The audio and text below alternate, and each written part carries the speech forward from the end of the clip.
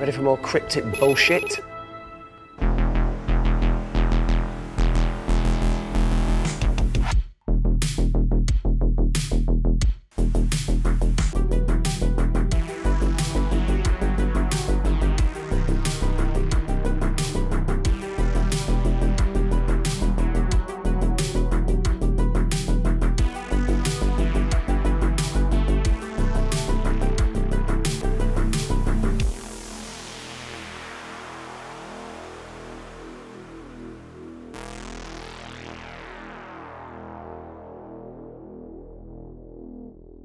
The complex. Oh boy, where do I start? For what it's worth, I had a good experience. Similar to walking through a well-done queue waiting for a coaster in Disneyland. I'm beginning my FMV journey because of some sudden urge to do so, starting with I Saw Black Clouds, now this. But full transparency here, both games I found lacking. Well, at least I think so. Steam buyers will disagree. Yet hear me out. Now, having joined me on this Let's Play series, I can't be alone in this sentiment. Maybe I am. And my cynical disposition clouds sensible judgment, but hey, let's go over the plot. Spoiler warning, I will be talking about narrative pivots not shown in this Let's Play. Leave if you need to. Also, before you go, thank you for watching. You're the greatest, I love you. We begin our journey with Dr. Amy Tennant, a war doctor? In Kindar, she helps residents exposed to chemical agents, alongside is Reese Wakefield, the quick-bantered love interest. Maybe they're part of a program similar to Doctors Without Borders, or mayhaps an earlier start to the company in charge of the complex, I'm unsure. Here's where we're graced with our first choice.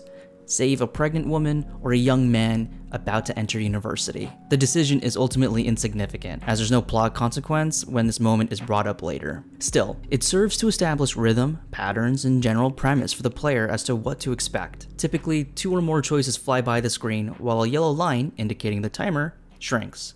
Oh, and I discovered this during my re-record of gameplay footage. Okay, never mind the racy stuff you just saw on screen.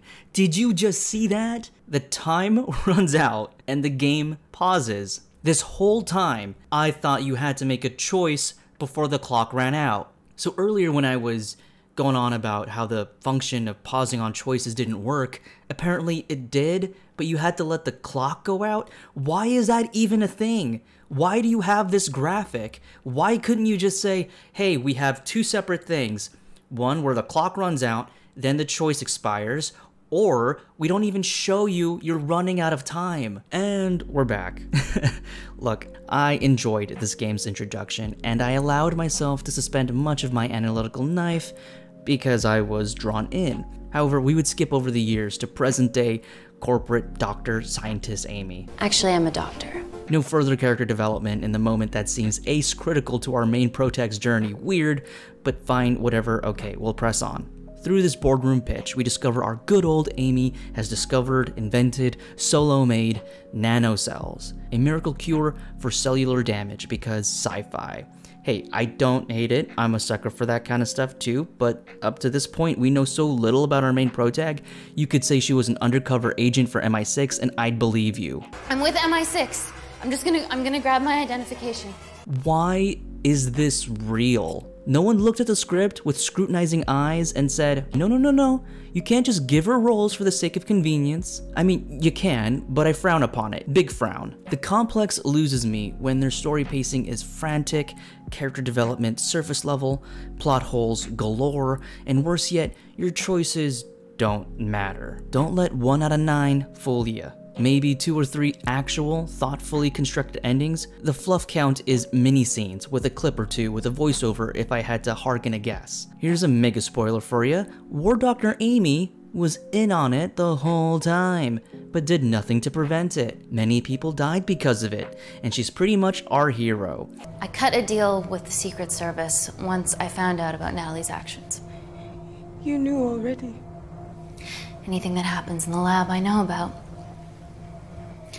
Of course, I found out that Natalie had made duplicates of the master batch, so I informed MI6, and they were going to arrest her once I delivered the nanocells, in the interest of public safety.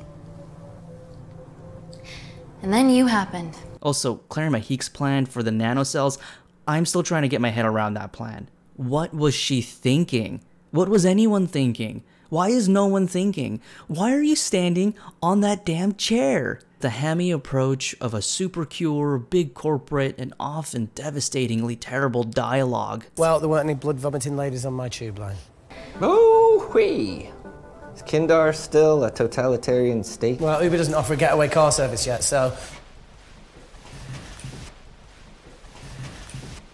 There are interesting themes that are lightly touched on without any real commitment, but they are most definitely worth noting, so I'll go over them a little bit here. Reese wrestles with PTSD, Kandarian racism, post-colonial relationships between former British colonies, Pol Pot reference, Big Pharma. For that, I applaud them, but tiny applause. They don't pursue these superior topics, so it's safe to say no pat on the back for you. If I had to summarize the complex, I would show this scene. What stakes am I raising? What does that mean?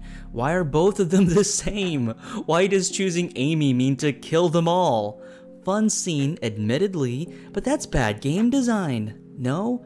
How does this get a pass? Where is the logic here when communicating to the player what will be performed on screen? Is that too much to ask? I'm actually asking. Am I asking for too much here? So maybe this is just a pattern for a lot of FMV titles because they limit themselves in choices and because of the cost of production when it comes to filming different choices and stuff like that, and setting up those scenes can take a lot of resources. Oftentimes you get the illusion of choice or the illusion of shaping the story, but in actuality, you don't get that much interactivity for an interactive game. Now, I know there are some tried and tested great FMV games out there, but I wanted to play something more modern and obscure. In doing so, I suppose I shouldn't be surprised by the results. A prevailing thought continues to surprise me as I continue down this FMV rabbit hole. Unlike games developed by Quantic Dreams, Supermassive Games, Telltale Games, and the like, FMVs possess this intriguing possibility in how narrative story-based games in the genre can be explored. They could use a simplified decision-making mechanic surrounded by incredible performances, driven by stories large or small in scale, and catapulted by the love for narrative storytelling. But that is not this FMV. That is not the complex. I have yet to meet that crush. Lounging in the coffee shop with ambiguous jazz blanketing the sound of sporadic chatter, while rain trickles outside amid our moonlit urban sprawl.